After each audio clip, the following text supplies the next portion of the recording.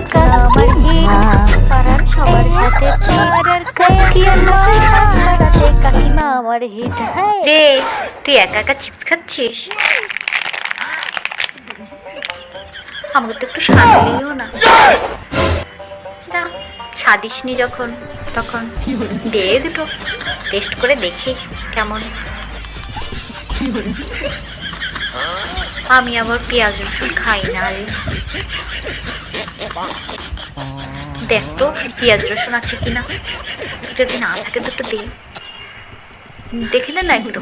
হ্যাঁ ও দাঁড়াও দেখছি। হ্যাঁ হ্যাঁ কই গো, আমি তো খুঁজেই পাচ্ছি না, একটু দেখো তো। নাও একটু দেখো। না না পেঁয়াজ রসুন নেই, কিন্তু এই দুটো চিপস।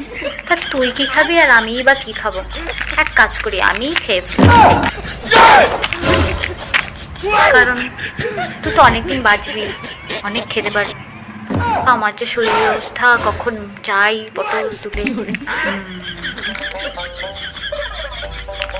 আচ্ছা বলতো, কোম্পানিওয়ালারা কি লিখতে ভুলে যায়? এত পার্সেন্টেজ লিখেছে, অথচ একটা জিনিস লেখেই নি। বলতো কি কি লিখতে ভুলে যায়? তা জানবি কি করতে? পড়াশোনা যে কি করতে শিখিয়েছে তোর বাবা মা, আমি হলো তো শিখাতামই না, মাথায় শুধু গোবর। জানিস না কি লিখতে ভুলে যায়? যে এর মধ্যে 80% বাতাস, এটাই লেখে, সবই।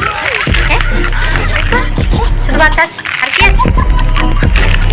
কাল থেকে কলেজে যাবি না, আমার কাছে আসবি, অনেক কিছু শেখার বাকি আছে তো। হ্যাঁ বুঝলি?